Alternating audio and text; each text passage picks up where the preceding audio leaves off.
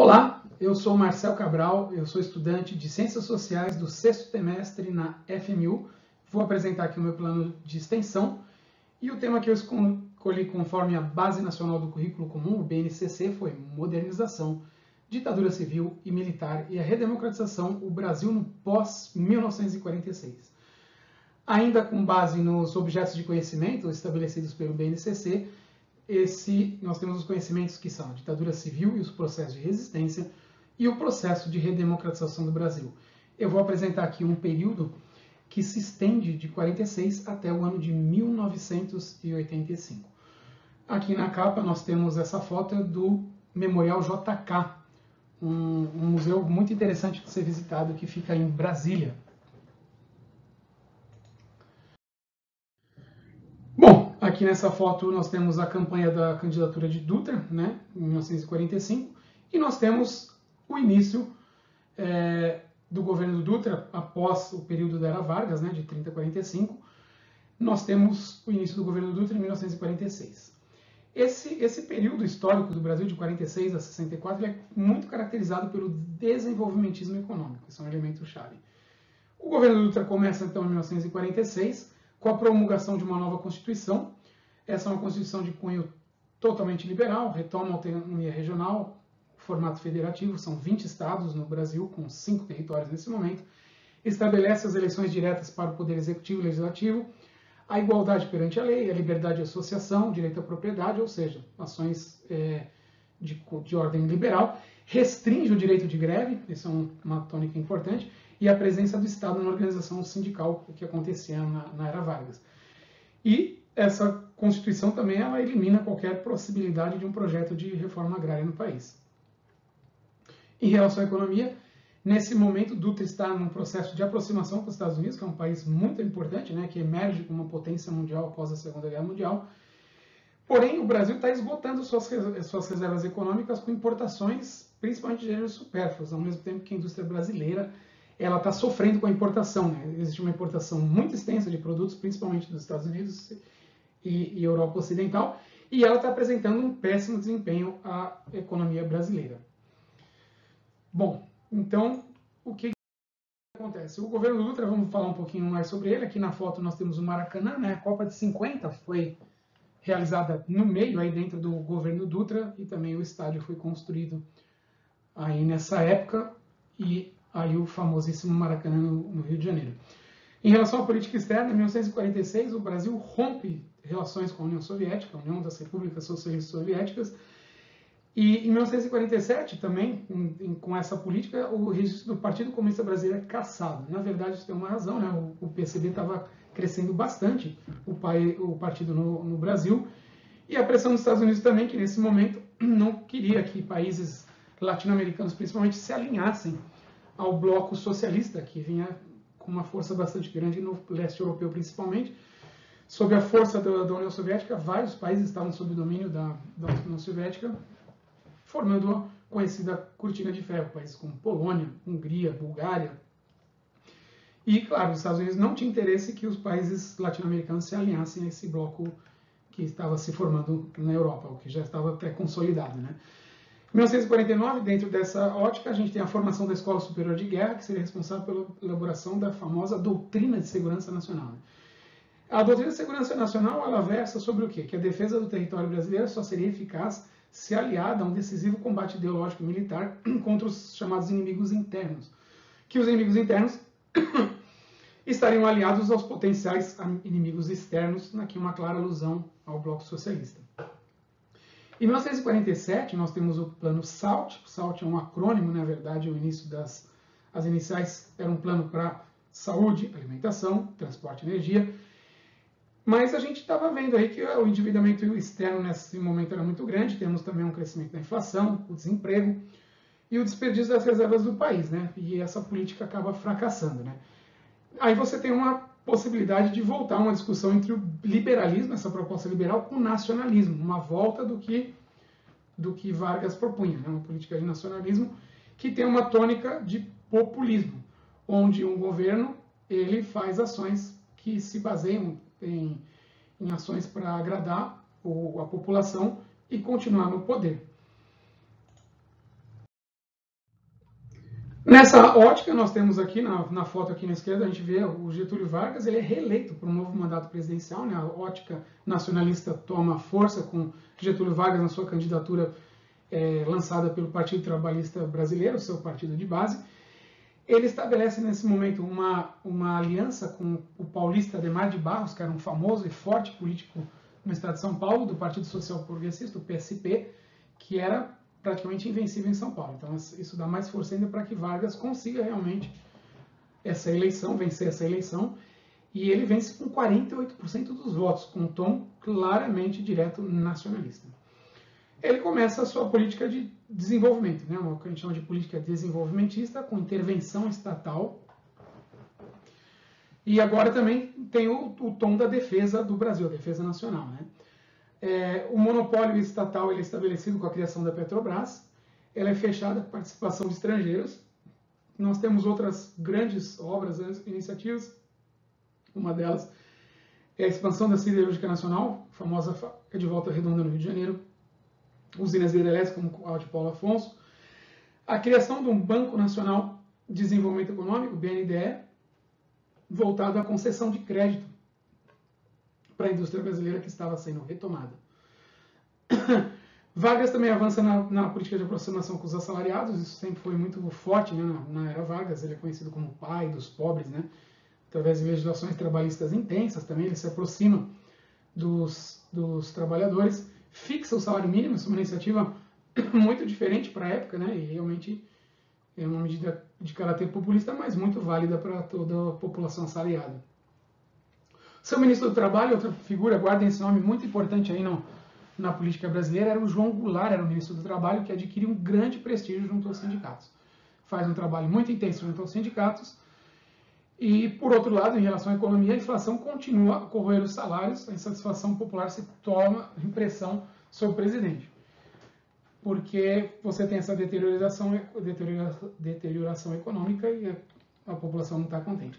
Em paralelo a isso, nós temos a UDN, o União Democrática Nacional, é um partido de oposição clara a Vargas, e inicia uma violenta oposição a esse tom nacionalista do governo.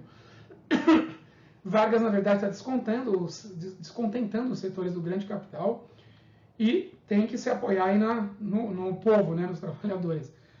A grande força política contrária a Vargas era a UDN, né, representada aí por um líder nacional, que era o Carlos Lacerda, que é um jornalista da Tribuna da Imprensa no Rio de Janeiro, que ataca constantemente, diurnamente, praticamente, Vargas, né? Nesse momento, as Forças Armadas estão alinhadas com o princípio da doutrina de segurança nacional e também querem uma aproximação com os Estados Unidos e estão se indispondo, na verdade, contra Vargas nesse momento. 5 de agosto de 54 acontece um fato muito importante, né, que o Carlos Lacerda, esse jornalista da Tribuna da Imprensa, que fazia uma franca e direta oposição ao Vargas, ele sofre um atentado.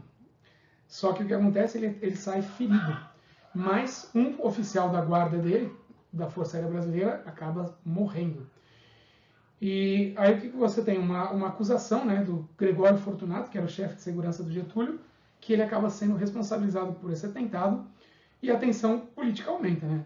Nós temos manifestações contra o Getúlio em vários setores, e o Getúlio, nesse momento, está isolado, né, falando que existem forças muito fortes contra o seu governo. Ele pede licenciamento da presidência em 1954, 24 de agosto, e nessa mesma noite ele comete o suicídio. E esse é um fator muito importante aí no que vem acontecer para frente, né? A morte de Getúlio acaba neutralizando a oposição por um período, né? Mas os seus seguidores voltam a ter algum prestígio, né? Ele deixa uma carta de testamento para guiar, né, os seus seguidores. A indignação popular acaba se transformando contra o governo como uma reação para buscar os culpados da morte do Getúlio, né? Essa revolta, na verdade, acaba tendo um fator importante nesse momento que impede que as forças reacionárias voltem a poder imediatamente nesse momento. O que você tem é que o vice, como era de praxe, né, o vice-presidente, que é o Café Filho, assume a presidência e vai dar continuidade nesse mandato até o seu final.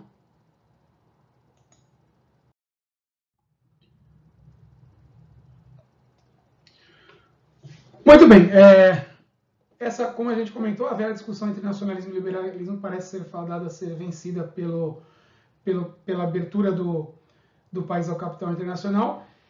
E apesar do estímulo da industrialização, a gente tem realmente a submissão ao grande capital internacional. Continuando, como a gente vinha falando, era o final do governo do Café Filho, né? Que ele termina esse mandato aí que foi começado por Vargas. Basicamente a sucessão presidencial é a discussão desse momento, né? Aí na foto ali em cima nós temos o comício de JK, né, com a vitória de JK, o Juscelino Kubitschek, em 1956. E vamos falar um pouquinho como que o JK chega no poder, né? Ele é lançado candidato pelo Partido Social Democrático e o Partido Trabalhista Brasileiro, o PTB, lança João Goulart, lembram ali que era o ministro do Trabalho de Vargas, como natural herdeiro de Vargas, do varguismo. A candidatura do João Goulart, claro, tem uma altíssima rejeição das Forças Armadas, mas o PSD e o PTB aproximam-se e lançam uma candidatura unificada. Aí pega o JK, que é o candidato do PSDB, a presidente, e o João Goulart, que era o potencial candidato do PDB, a vice, eles fazem uma composição. Novamente nós temos a UDN como uma força contrária a essa candidatura, né? Era um partido conservador, a União Democrática Nacional, lança um general como candidato, que é o Juarez Távora. E, claro, há uma aproximação nesse momento às lideranças militares desse candidato. O Adhemar de Barros é o candidato pelo PSP, mas essa candidatura está muito esvaziada com a morte de Vargas, né, que é o seu aliado, então realmente o Adhemar de Barros não tem muita chance nesse pleito, né. JK aborda o tema do desenvolvimentismo, né, de vamos desenvolver o país, aumentar a industrialização nacional, e ganha essa campanha com 36% dos votos. JK inicia o tema com um lema muito famoso, né, então ele fala assim, o Brasil está atrasado, nós temos que avançar 50 anos em 5. E ele faz isso como? Estabelece um plano de metas que era bastante focado nisso, né? Vamos recuperar o tempo, industrializar o Brasil, vamos levar o Brasil a recuperar o tempo perdido e levar uma modernidade industrial, né? Criar grandes parques industriais, mais empregos, enfim, um projeto de desenvolvimento nacionalista, né? Bom, o que acontece em paralelo também, a expansão inicial é acelerada porque o JK acaba abrindo também as empresas multinacionais que entrem no Brasil. Nesse momento nós temos a chegada de grandes indústrias internacionais, na área, por exemplo, da fabricação de automóveis, por exemplo, um exemplo dessa, indústrias químicas. Existe uma grande chegada de indústrias internacionais ao Brasil com injeção de capital internacional. Existe a criação de parques industriais, geração de empregos, claro, e a formação de uma massa operária como nunca o Brasil teve anteriormente, né? Esses grandes parques industriais, sejam de indústrias nacionais ou internacionais, geram uma grande massa assalariada brasileira. Aí está o JK, nessa foto à esquerda, na inauguração de Brasília, no ano de 1960, né? Como nós já falamos, é uma política de cunho totalmente desenvolvimentista, né? E, paralelamente a esse plano de metas que o JK vinha desenvolvendo, ele também previa a construção de uma infraestrutura que fosse adequada para suportar esse crescimento do Brasil, né? Então, essa abertura, ele tem uma política de formação de estrutura, né, viária, por exemplo, abertura de estradas, que, na verdade, dessa invasão, né, a essa expansão do consumo que vinha acontecendo. A utilização de carros e caminhões, como a gente falou, a abertura para fábricas internacionais, como a Volkswagen, que chega no Brasil nesse momento, e moderniza a rede de transporte no Brasil. JK, ele era conhecido pela sua política, era um político muito hábil, um grande negociador, mantinha relações com setores conservadores, chegou a fechar sindicatos rebeldes para mostrar o apoio que ele tinha à elite industrial do país, mas, por outro lado, também ele articulava com o Congresso, com governos estaduais e também falava com ligas camponesas, dando alguma força para essas ligas de trabalhadores rurais. E, claro, como um político nacionalista, né, e para manter o seu projeto de âmbito nacional, não podia deixar de se aproximar dos políticos de São Paulo e Rio, que sempre foram aí os motores econômicos, e eram nesse momento, com a industrialização também ascendente nesses estados, o Brizola no Rio e o Jânio o Jânio Quadros em São Paulo, que viria a ser presidente do Brasil mais para frente. Bom, a política desenvolvimentista traz crescimento, sim, né? Tem uma gestão de capital, capital interno e externo, mas ela começa a cobrar o seu preço. Então, o que nós passamos a ter nesse momento? Uma dívida externa crescente e uma inflação galopante, né? Nós temos a inflação combinada com dívida externa e o Brasil estava recorrendo a empréstimos externos, aumentando sua dívida, né? A dívida com o capital internacional. Mas, na verdade, assim, por algum momento, via-se que o Brasil realmente estava no rumo certo, né? Nós estamos na modernidade, existem os chamados anos dourados, né? Existem até filmes e novelas sobre essa área.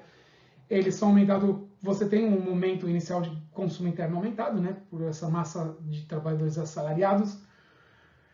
E o JK ele decide fazer uma outra iniciativa assim maior, né? Não, nós vamos trocar o poder central do Brasil, do Rio de Janeiro, onde estava historicamente, por uma nova capital, no Planalto Central do Brasil.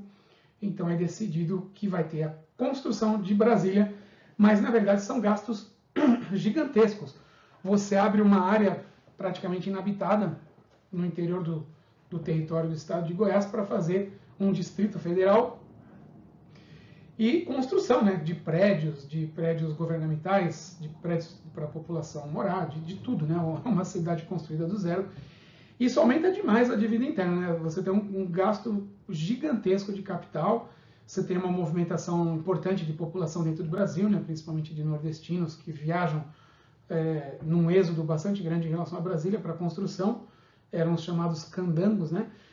E você tem a construção de Brasília do zero. Isso realmente é um marco histórico, né, e típico de um governo aí populista também, como foi o JK. Vamos construir a nova capital, e assim foi feito, né? Com a inauguração em 1960 de Brasília. Passamos agora um pouco à frente para o governo Jânio Quadros, né? Que foi o ano de 1961. Nesse momento, você tem esse político Jânio Quadros com uma ascensão meteórica aqui no estado de São Paulo, e ele fala assim, não, agora nós vamos mudar o jogo aqui. Essa é uma tônica muito comum em política, né? Que é assim, eu sou contra os velhos partidos. Então, assim, eu sou o novo, eu represento o novo. Essa é uma tônica muito comum na política brasileira. Então, assim, o Jânio falou assim, eu sou contra tudo que tem aí, sou contra os velhos partidos, e eu vou para um partido novo, né, que praticamente ninguém conhecia, que é o PTN, um partido que não fazia parte aí da grande política brasileira, o Partido Trabalhista Nacional, só que ele pega o apoio da ala conservadora da UDN, né? Como nós já vimos, a União Democrática Nacional é tradicionalmente o partido mais conservador desse período, e ele acaba vencendo aí com 48% dos votos. Aqui o Jânio no discurso de posse em 1961, e o que acontece? Ele assume o poder, né? Mas o que acontece? Nesse momento você tem a legislação eleitoral permitir a eleição separada do presidente e do vice. Olha que interessante. Então o presidente acaba sendo Jânio Quadros, com o vice João Goulart. Olha aí novamente o João Goulart, que nesse momento ele estava como candidato na chapa do Marechal Lott, e ele era o candidato a vice, e ele se torna o vice-presidente do Jânio. O Jânio ele vinha com um discurso moralizador, né, muito falando sobre moral, bons costumes. O emblema da sua campanha, que foi muito famoso, né, que é a vassourinha, né, varre, varre, vassourinha, ele falava, simbolizava a promessa, vamos varrer a corrupção. Nós somos o PTN, nós somos novos, não temos nada a ver com o que já passou, e vamos dar continuidade. Essa é uma tônica corrente na política brasileira, como eu já mencionei. No fundo, ele estava ligado às forças totalmente conservadoras, né, internas, né, os grandes grupos do capital interno. E na política externa, ele queria, na verdade, ficar um pouco mais independente dessa força total que os Estados Unidos vinha tendo no Brasil. E ele começa a tentar manter relações, ele visita outros países, né, a novos parceiros internacionais. No entanto, essa atuação muito independente, né, querendo atuar com outras frentes diferentes, tal, e o Jânio tinha esses arroubos, né? Ele falava, eu quero fazer isso, e fazia. Ele não queria seguir muito não o que acontecia com a base, principalmente a base que sustentava ele, que era a UDN, né? E ela retira essa base, a UDN fala assim, não, ele não está indo na direção que a gente quer, e ele entra em choque frontal, na verdade, com o Congresso Nacional, o Jânio aí. Bom, aí nós estamos em 25 de agosto, apenas e tão somente 6 meses após a posse de Jânio, pouquíssimo tempo, né, meio ano. Jânio encaminha uma carta ao Congresso e fala assim, não dá mais para mim, forças terríveis atuam contra o meu governo e contra mim, e não está dando para continuar. O que ele buscava? Ele pensou que o povo, ele queria que houvesse uma comoção social, o povo, nossa, nosso presidente está em apuros, vamos sair em defesa dele. Mas na prática isso não aconteceu. Né? Isso não aconteceu. A presidência declarada vaga pelo Congresso, que já estava em uma guerra muito franca contra ele. E você tem o impasse constitucional, que é assim, na verdade, temos um vice-presidente. Então, segundo a Constituição, sim, Jânio Quadros, João Goulart, tem que ser empossado como o presidente, que ele é o vice-presidente. Só que nesse exato momento o João Goulart estava visitando a China nessa política de busca de contato e parceria com países internacionais. Ele estava na China, né? E aí o que acontece? Como o Jânio Quadros ele também seguia o Fundo Monetário Internacional, ele já tinha abandonado o plano de metas JK. Então, no ponto econômico, o que estava acontecendo nesse momento? A moeda brasileira estava totalmente desvalorizada, o subsídio ao petróleo foi cortado e gera um aumento de preços dos seus derivados, né? Algo também que é corrente na política brasileira, políticas de subsídio ao petróleo e retiradas de política de subsídio. Muitas vezes nós vemos que são filmes que se repetem na história nacional. Nesse momento, os preços do petróleo estavam muito altos. Claro, sempre que acontece isso, existe um descontentamento da população, até porque nesse momento, como a gente viu, né, já existia um número crescente, a indústria automobilística nacional já vinha crescendo aí com essas empresas internacionais que lançaram seus parques industriais no país.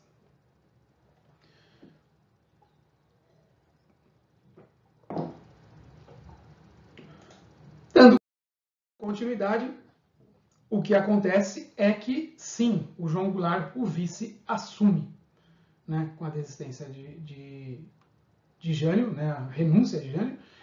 Nós temos o João Goulart assumindo aqui nessa foto ao lado esquerdo, ele está num famoso comício na Central do Brasil, em 3 de março de 64. Vamos explicar um pouco mais sobre isso. Bom, João Goulart inicia seu mandato com muita desconfiança dos setores militares, né? Os velhos setores achavam que ele tinha propostas muito esquerdizantes, muito à esquerda, né? Ele falava sobre reforma agrária, ele falava muito sobre poder aos trabalhadores, sobre legislação trabalhista, né? Que na verdade era favorável aos trabalhadores. Então os conservadores falavam assim, pô, João Goulart é um cara muito à esquerda, muito mais à esquerda do que a gente gostaria. E nesse exato momento, claro, o Exército ele alega a segurança nacional, aquela que nós comentamos ali atrás, que inimigos internos podem se aliar a inimigos externos e causar alguma modificação no nosso país. O Exército tenta impedir a posse e, em contrapartida, claro, os setores democráticos de esquerda procuram se articular para garantir o respeito à Constituição e a posse de João Goulart, como estava na Constituição, que na ausência, por motivo quaisquer que fosse, por motivos quaisquer que fosse da ausência do presidente, o vice assumiria. O aliado político de João Goulart, Leonel Brizola, que é governador do Rio Grande do Sul, nesse momento ele organiza uma campanha pela legalidade. Então, em defesa da legalidade, da ordem, nós temos que empossar, manter a posse de João Goulart. O que acontece? O Congresso Nacional, esse debate todo, leva a uma saída de conciliação, uma saída conciliatória. Goulart assume, em setembro de 61, mas sobre um sistema parlamentarista, olha que interessante, né? Onde, na verdade, o Congresso tem o poder até de decidir, né? Não é só o presidente que decide as coisas. E o que acontece? Você tem a previsão, então eles falam assim, nós começamos agora com o sistema parlamentarista, mas em dezembro de 62, nós vamos fazer um plebiscito, onde a população vai votar se ela quer o parlamentarismo ou presidencialismo. Falando diretamente ao ponto aqui, o que acontece aqui? Por que você estabelece um movimento parlamentarista? Claro, para ter uma força maior do Congresso em detrimento ao presidente, que o Congresso desconfiava, né? E eles conseguem passar essa ordem e o João Goulart só pode assumir se fosse um sistema parlamentar. A crise política aumenta, e a econômica também, né? O endividamento externo é galopante, né? Ele continua, né? E o aumento da inflação também continua. Então é um típico cenário aí de crise política econômica, né? O Jango está imobilizado pelo... O Jango é o apelido do João Goulart, né? Então o pessoal chamava João Goulart, o Jango também é o apelido que tinha o presidente. Ele estava imobilizado pelo parlamentarismo, ou seja, ele não conseguia passar as suas leis, seus planos, eles eram barrados no Congresso. E o que ele pensa? Pô, eu vou buscar o apoio popular. Vou buscar o apoio popular nas bases populares. Vou ficar próximo das reivindicações populares para dar sustentáculo ao meu governo. Muito bem. Por que o João Goulart ele fazia isso, né? Claro, ele queria ter o apoio popular, sinalizar reformas de base, reformas populares, para que as pessoas votassem no presidencialismo, afinal ia ter o plebiscito, que acaba acontecendo no comecinho de 63. Não no final de 62, como previsto inicialmente, mas é realizado em 63, e sim, é votado o retorno ao presidencialismo, onde você tem, de novo, o presidente como uma figura forte, e onde ela tem o poder realmente de passar leis, de fazer força dentro do Congresso Nacional. Muito bem, nós temos essa proposta presidencialista aceita no começo de 63. O Jango forma um novo ministério, e lança o famoso plano trienal, que tinha os objetivos centrais, o que era o problema grande naquele momento, né? Combater a inflação e voltar a dar um poder de compra, né, aos trabalhadores, à população em geral, e o projeto importante também, que é de retomada do crescimento industrial. E ele lança nesse momento um projeto que era de compromisso com os setores populares e bastante ousado para a época, que é chamado de reformas de base. Aqui no começo ele está contando, né, na Central do Brasil, lá no Rio de Janeiro, sobre o que são as reformas de base e está propondo mudanças na área agrária, abre a possibilidade de se discutir uma reforma agrária, tributária, financeira e de cunho administrativo. Então ele está querendo fazer uma mudança geral aí que agradasse a população. Muito bem, aqui nós temos, vamos falar um pouco como termina isso, né? Como termina o governo, a fase final do governo João Goulart.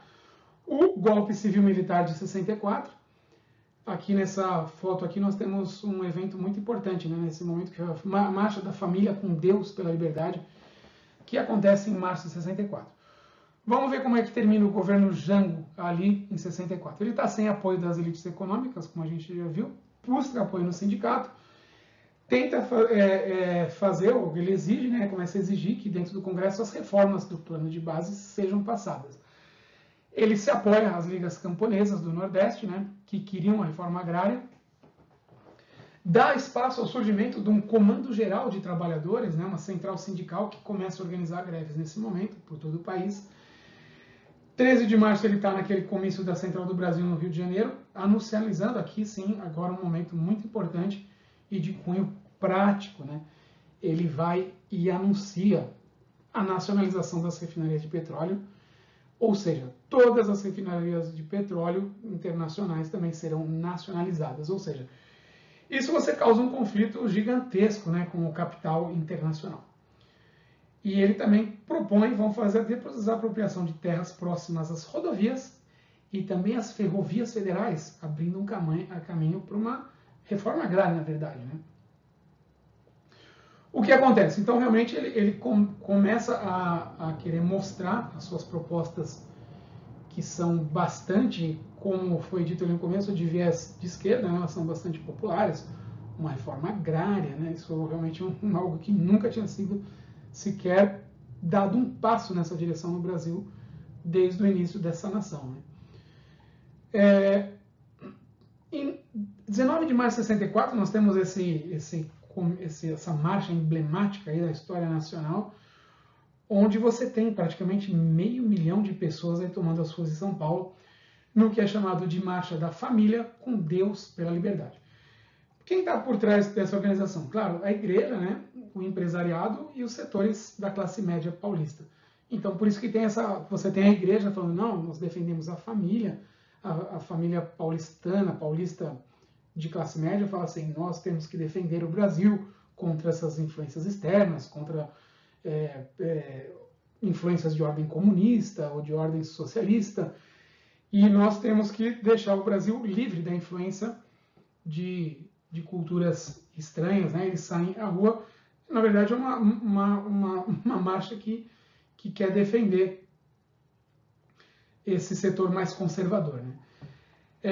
Muito bem, no Exército temos essa crise que está acontecendo e o Exército começa a reagir em relação a isso. Ele tinha, nesse momento, era o general Castelo Branco, o chefe maior das Forças Armadas e o líder do Exército no Brasil. Os militares começam a reagir também e falam assim, não, o Jango está com manobras e planos muito radicais, né, muito esquerdizantes, reforma agrária e tal, isso não é contra o que nós defendemos aqui. E, claro, você tinha a classe média, então, apoiando o final do governo Jango, você tem os militares, você tem as elites tradicionais brasileiras, né, do empresariado, do setor de capital, e as velhas lideranças políticas, né? Então, o que acontece? Dos estados principais do Brasil se alinham contra o governo João Goulart. 31 de março de 64, o momento realmente do que a gente conhece como golpe civil-militar. Existem contestações a esse nome, né? Mas na prática a grande parte dos historiadores, a historiografia, mostra que realmente acaba sendo um golpe civil e militar porque tem o apoio das duas partes, né? Existe um apoio popular, como a gente vê, de classe média, de setores conservadores, né, ligados à igreja também, ligados ao capital, junto com o militar. E depois desse comício aí no 31 de março de 64, alguns dias após o comício da Central do Brasil, as tropas do Exército Brasileiro de Minas Gerais saem em direção ao Rio de Janeiro, onde o João Goulart estava, né, o Jango estava lá. E existe uma presença, existe uma força naval dos Estados Unidos nesse momento sendo deslocada em relação ao Brasil.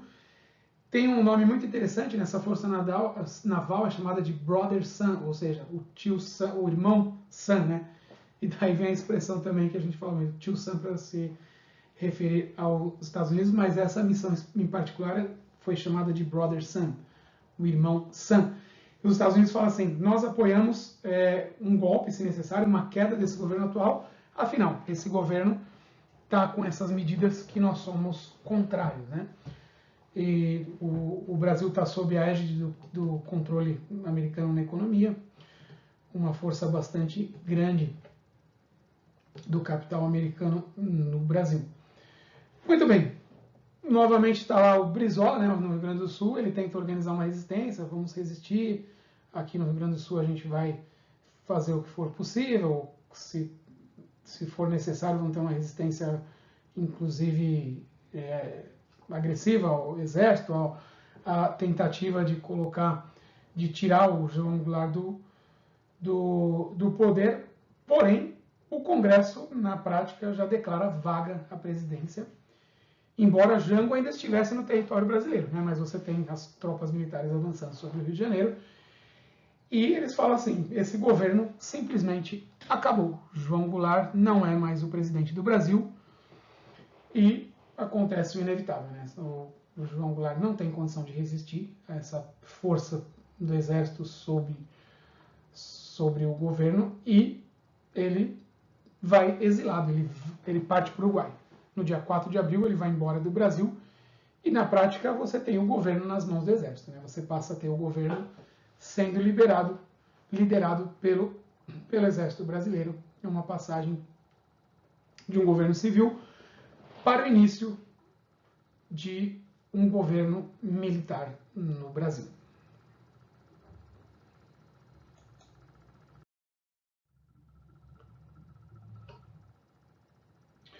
Como nós comentamos, ali no Rio Grande do Sul, né, o Brizola tenta articular uma defesa da continuidade de João Goulart. E aqui nessa foto da esquerda nós temos uma foto muito famosa do período, né, o Exército já fazendo uma repressão, uma manifestação em Porto Alegre em favor de João Goulart, e é a famosa tomada das ruas pelo Exército no Brasil, o que é uma tônica desse momento do regime militar.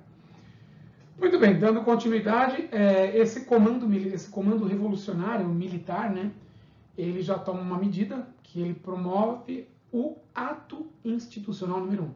Os AIs são uma tônica desse período, né, são atos institucionais decretados, né, de maneira intempestiva, né, e tem que seguir. E o que acontece? Esse comando revolucionário de militares, ele suspende o ato institucional número 1, pode suspender simplesmente por 10 anos mandatos de legislativos, também de juízes, de funcionários públicos, sem nenhum direito a apelar à justiça. Então, através do AI1, você tem essa, na verdade, a supressão dos poderes civis, né, que atua sobre legisladores, juízes, enfim. É realmente uma ação muito importante em torno de você estar constituindo realmente um governo ditatorial, né? A Central Geral dos Trabalhadores ela é extinta, então não temos mais Central Geral dos Trabalhadores, não tem mais esse negócio de fazer greve, né, de sindicatos querer articular greve. As ligas camponesas, que vinham sendo apoiadas pelo João Goulart e buscavam uma reforma agrária no país, simplesmente são colocadas na ilegalidade. Nós temos a invasão, né, da sede da União Nacional dos Estudantes. Existem fotos, até filmes desse momento, é interessante a gente ver, né, a sede ela é invadida, não só invadida, como ela é incendiada, completamente destruída. Esse momento nós temos as invasões das universidades. Eu sou formado na Universidade de São Paulo, eu fiz medicina veterinária lá, tive contato com professores que viveram nessa época, e eles contam realmente, né, a invasão, né, que acontecia nas universidades públicas no Brasil por parte dos governos militares, e elas eram coibidas qualquer forma de manifestação contra o regime. As aulas que eventualmente eram consideradas contra o governo, elas eram impedidas, né? E, enfim, é o regime de exceção que a gente começa a viver daí para frente com o início do governo militar brasileiro. O general Castelo Branco, ele assume, né? Então, o Supremo Comando Revolucionário aí dá o poder ao general Castelo Branco, a gente já tinha citado ali atrás que ele era o principal general nesse momento no Brasil, com grande influência. Ele assume o poder em abril de 64 e cria o Serviço Nacional de Informações. Na verdade, o SNI busca informações sobre qualquer organização que seja de ordem clandestina ou que fale mal do governo. Ele é uma política de domínio realmente sobre a população e sobre a liberdade de expressão, né? Por outro lado, voltamos a lembrar que no ponto de vista econômico, né, continuamos, né, com problemas de ordem econômica e é instituído PAG, PAG, um acrônimo de Programa de Ação Econômica do Governo. E que tem também, mais uma vez, assim como outros programas, o objetivo é controlar a inflação, normalizar as relações com o sistema financeiro internacional, voltar a ter uma liberação ao capital interno e externo, e também estimular o crescimento econômico sobre todos os aspectos, né? Na verdade, mais uma vez, parece que isso é uma tônica também que tem constantemente acontecido. Os salários são reduzidos, né? Os reajustes que são proporcionados anuais são inferiores à inflação. Nós temos, nesse momento, uma alta rotatividade de mão de obra. E, claro, você tem uma menor massa salarial também, acaba tendo uma queda da inflação. Porém, é o quadro pior que você pode ter em termos econômicos, principalmente para a população, que é a recessão. Você tem uma parada da economia e um desemprego ascendente, né? Então, esse é um quadro que, de tempos em tempos, nós temos no Brasil, é um quadro que a gente vive nesse momento, por exemplo. Bom, o governo reata com o Fundo Monetário Internacional e fala, vamos seguir, né, os pagamentos, vamos voltar aos pagamentos da dívida e vamos estabilizar a economia. Essa é a promessa do governo, do primeiro governo Castelo Branco, ao Fundo Monetário Internacional. Continuando com os AIs, os atos institucionais, nós temos a promulgação aí, o decreto AI2, ato institucional número 2, que define que a próxima eleição presidencial será indireta, ou seja, já temos o término da eleição direta para presidentes, e vai ser basicamente pela maioria que estiver presente no Congresso no momento. Todos os partidos políticos anteriores são extintos, então todos aqueles que a gente já citou anteriormente, PTB, PTN, UDN, esses partidos simplesmente são extintos e é decretado que o Brasil vai ter na área política dois partidos políticos.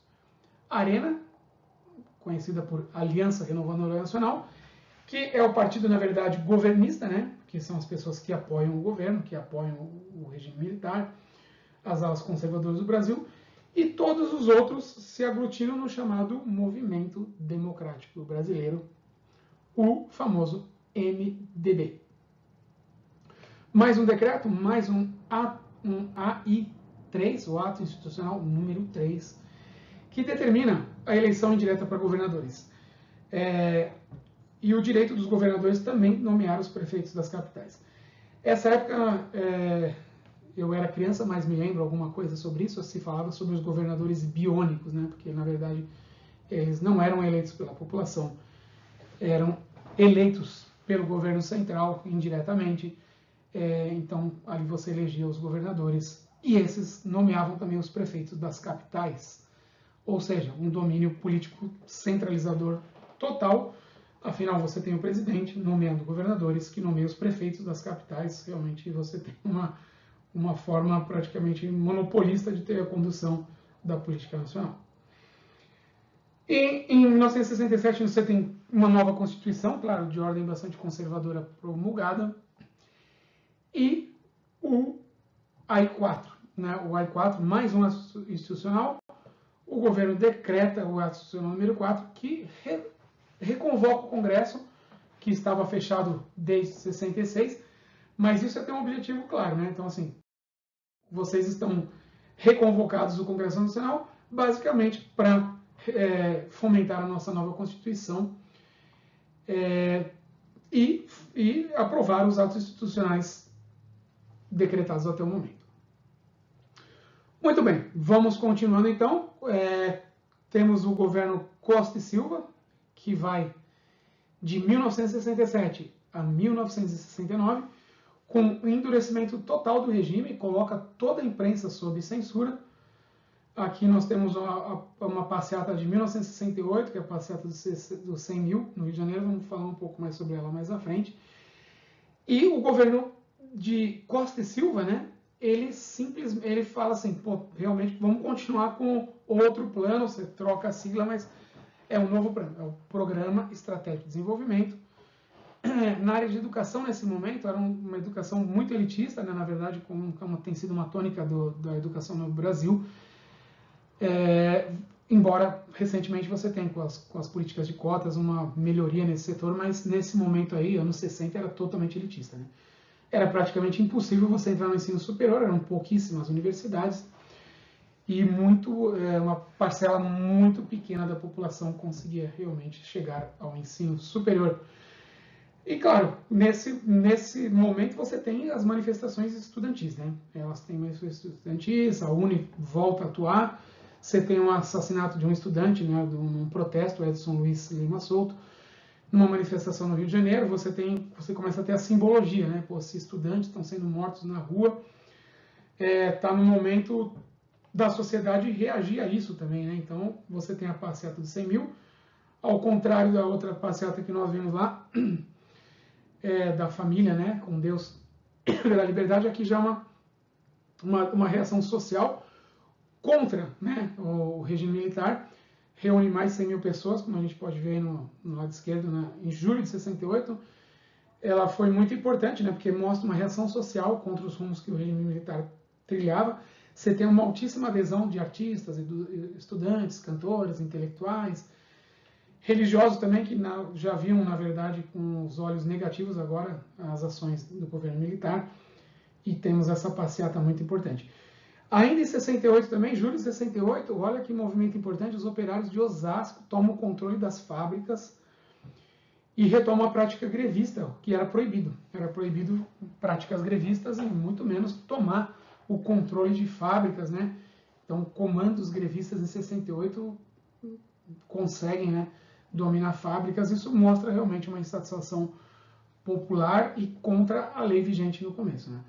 Em vista de tudo isso, nessas conturbações sociais, vamos falar assim, você tem passeatas, greves acontecendo, o governo vai e decreta o conhecido Ato Institucional número 5, AI-5, que determina que o Congresso Nacional seja fechado, assembleias estaduais e câmaras de vereadores, ou seja, em todos os níveis, nacional, estadual e câmaras de vereadores em nível municipal, está fechado todos os órgãos legisladores. Mandatos de dezenas de parlamentares foram cassados, direitos políticos, garantias institucionais são suspensas, e você tem o início das fases das prisões, né? As prisões podem agora ser feitas sem nenhuma forma de mandato judicial. Então, realmente, isso é a consumação da ditadura. Nesse momento, você tem realmente invasões, né, de casas, pessoas são sumariamente presas, né, levadas a órgãos militares. E você tem nesse momento, né, já em 69, o Costa e Silva tem um problema de saúde, ele é afastado e assume a junta militar. Voltando ao encaminhamento histórico, nesse momento, organizações de esquerdas várias, sobre várias siglas, como Vanguardas Armadas Revolucionárias Palmares, Partido Comunista do Brasil, várias organizações militares, VPR, Vanguardas Populares Revolucionárias, Vanguardas Armadas Revolucionárias, elas aderem à luta armada. Então, eles começam a resistir à violência repressiva e, na verdade, eles querem derrubar também o militar do poder e são órgãos paramilitares, o que a gente chama, na prática, de instituição da guerrilha urbana no Brasil, né? Não tem só, nesse momento, não só a guerrilha urbana, existe a guerrilha rural também, né? Como a guerrilha do Araguaia, onde o Partido Comunista do Brasil junta várias pessoas ali na região conhecida no Brasil como Bico do Papagaio, hoje pertence ao território do Tocantins, e você tem a guerrilha tanto urbana quanto rural se estabelecendo no Brasil, e aí o objetivo é claro, eles querem derrubar o governo militar do poder. Nesse momento existem ações mais agressivas, né, como sequestro de embaixadores. Um deles foi o Charles Elbrick, que estava no Rio de Janeiro, uma dissidência ali do Partido Comunista do Brasil. Temos o sequestro desse embaixador, o Charles Elbrick, e isso tumultua ainda mais a situação política agora na esfera internacional. Existe o sequestro também do embaixador chamado Enrico Butcher, que era o embaixador da Suíça no Brasil. Então, essas instituições políticas de esquerda começam a agir militarmente, né? Com sequestro de pessoas, invasões de bancos, etc. Sobre esse período existem muitos livros, né? Filmes também. O famoso Fernando Gabeira participou do sequestro do Charles Elbrick no Rio de Janeiro, e tem um livro dele para quem se interessar mais pelo momento, que chama O Que é Isso, Companheiro. E existe um livro também do Zuenir Ventura que é conhecido, que chama 1968, o ano que não terminou, porque o AI-5 é decretado no final do ano de 68, então é como se o ano não tivesse terminado, com essa supressão dos direitos civis e tal que acontece nesse momento. Muito bem, a junta militar continua com poder total, né, sobre os destinos políticos do Brasil e indica o próximo general, que é o general Emílio Garrastazu Médici, que vai governar o Brasil de 1969 a 1974. Vamos seguindo para o próximo presidente do governo militar. Aqui nesse momento, né, temos o governo Médici, que ele é um governo que atinge, que a gente chama de escala máxima na escala repressiva, né? Então, todas as instituições políticas estão caçadas, a imprensa está censurada, as músicas estão censuradas, o cinema está censurado, enfim. E, em paralelo, você tem, por outro lado, o chamado milagre econômico. Nesse momento, o modelo desenvolvimentista é mantido e agora também estimulava, né, a formação de bancos livres, negociação internacional, captação de recursos, a liquidez, né, monetária no Brasil. Inicia-se também uma grande importação de máquinas e equipamentos para modernizar a produção.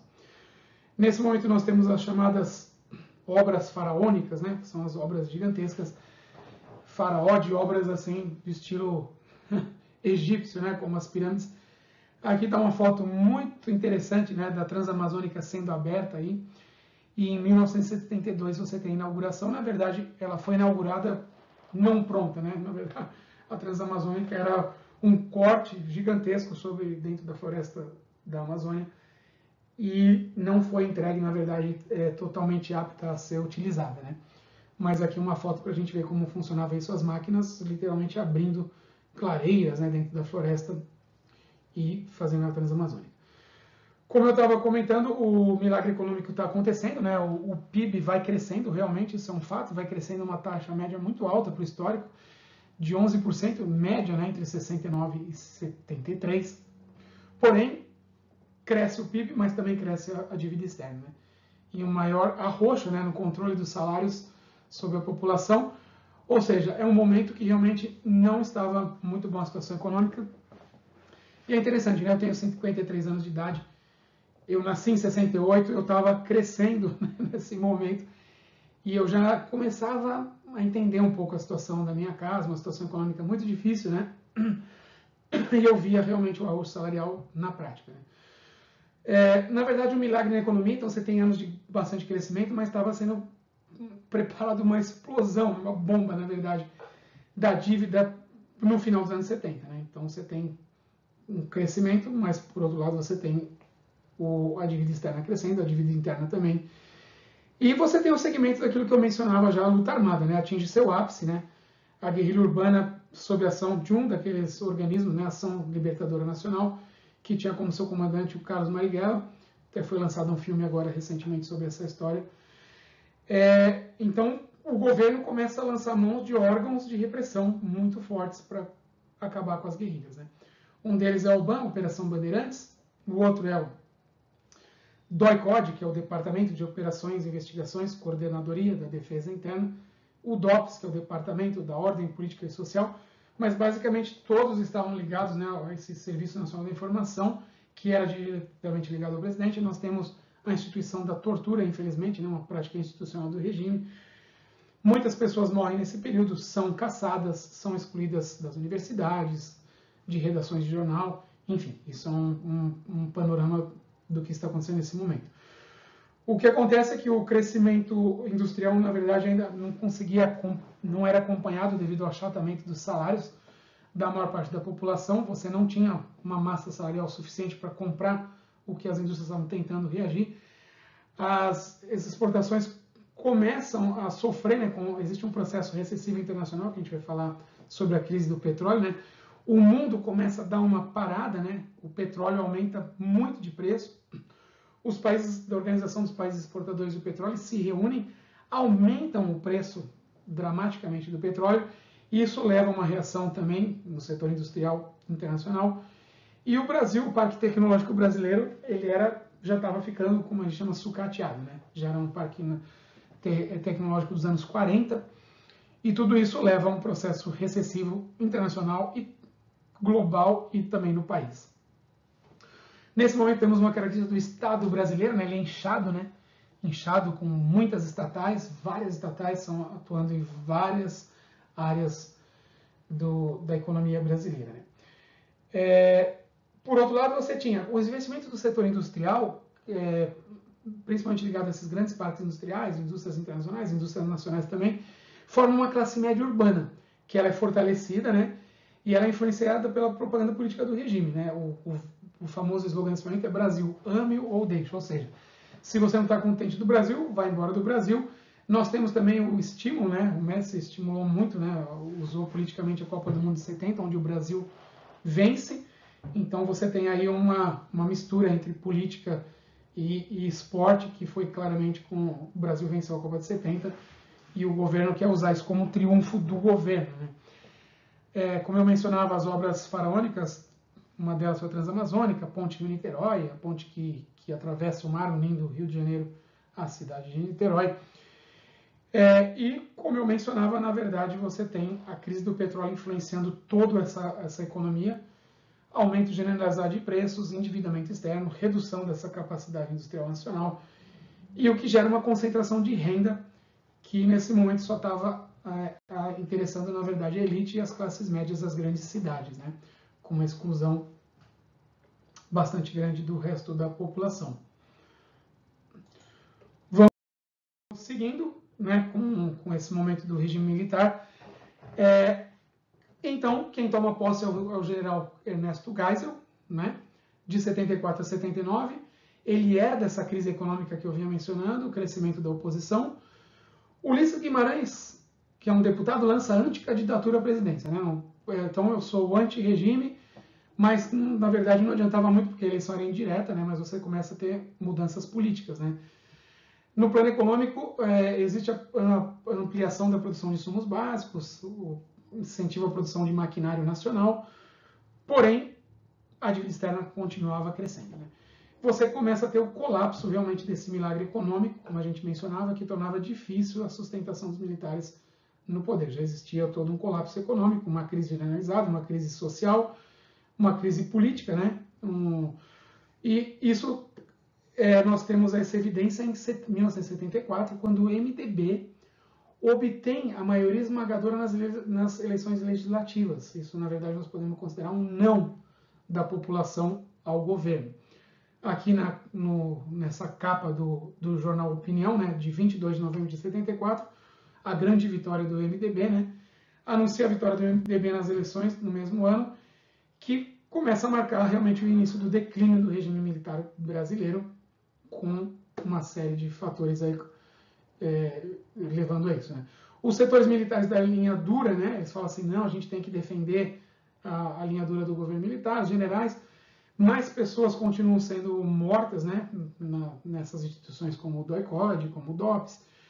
Temos assassinatos de figuras importantes aí que estavam se destacando no cenário nacional, como o jornalista Vladimir Herzog, era um jornalista da revista Veja. O assassinato do operário numa greve que aconteceu no momento também, do Manuel Filho.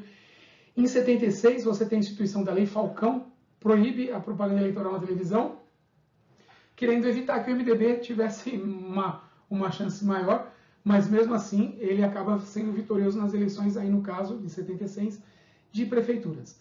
Em 77, o pacote de abril, o governo determina, né, ainda dentro do governo Geisel, determina as eleições indiretas para governadores, determina também que 1/3 dos senadores passa a ser indicado pelo Executivo, mais uma vez tentando evitar que o MDB agora se torne maioria no Senado, né? E decreta também que o presidente seria eleito de forma indireta, o próximo presidente, por 6 anos. Né? Então você tem um mandato de 6 anos decretado. O Geisel inicia os diálogos com a imprensa, com o MDB, com a Igreja Católica. Você começa a ter o que a gente chama ali em cima, né? Eles chamavam na época, vai ter uma abertura, mas vai ser lenta, gradual e segura, na direção que os poderosos quiserem, né? Não é uma abertura direta, vai ser lenta, gradual e segura. A emenda constitucional número 11 revoga o AI-5, né? E revoga também, você começa a ter a volta dos políticos, a lei da anistia também, em 79, você tem a volta dos políticos que foram exilados para o Brasil. Porém, no âmbito econômico, nós temos uma inflação disparada, a economia dando sinal de esgotamento novamente, né? E é nomeado aí o João Batista Figueiredo como o último presidente militar do Brasil. Ele vai governar do ano de 79 a 1985. Vamos ver um pouquinho como é que foi essa reta final aqui, que é basicamente o período conhecido como o fim do regime militar, o período da redemocratização. Figueiredo assume em 79, mas claro, você já tinha um prenúncio de uma crise enorme econômica que já estava acontecendo, manifestações políticas por abertura são retomadas, né, na rua, nas fábricas. A cúpula militar já tinha noção que estava muito difícil você manter o regime.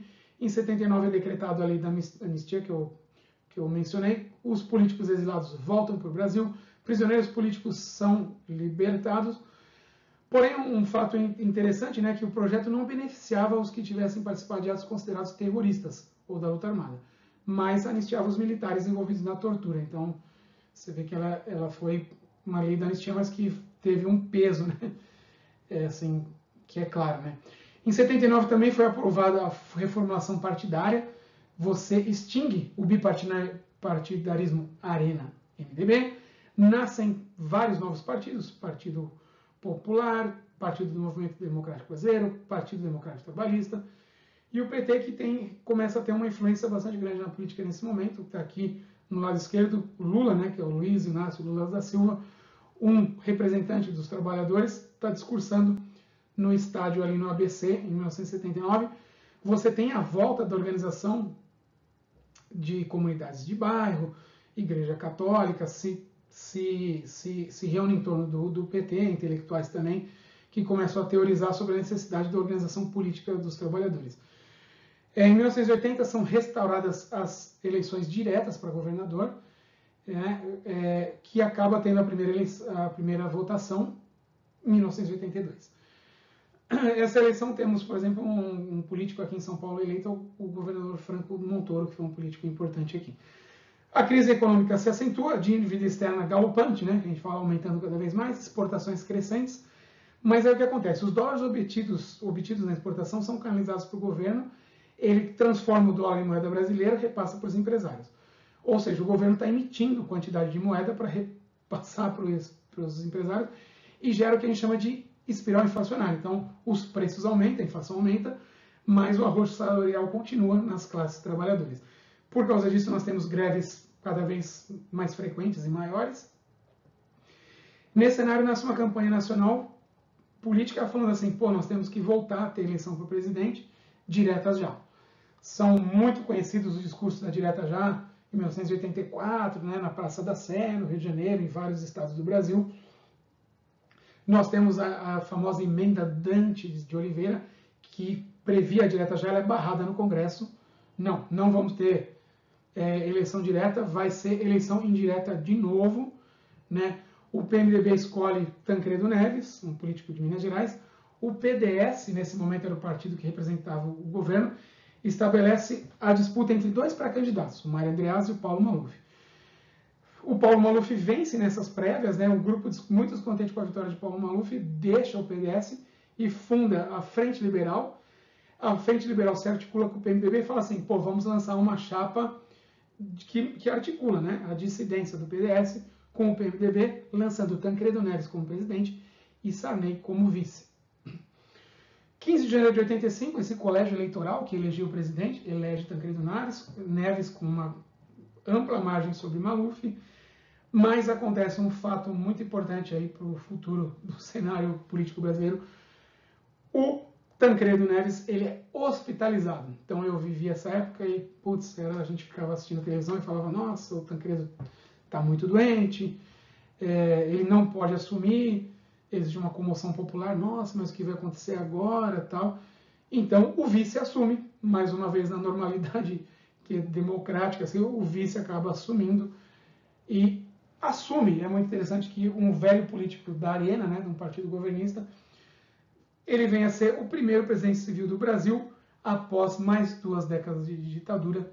Você tem um político da Arena, mas de origem civil, assumindo como primeiro presidente civil pós-ditadura. E o Sarney, na verdade, tem a missão, né, a missão de fazer novamente essa recondução ao país a uma normalidade democrática. E isso é um tema para o que vem depois de 1985.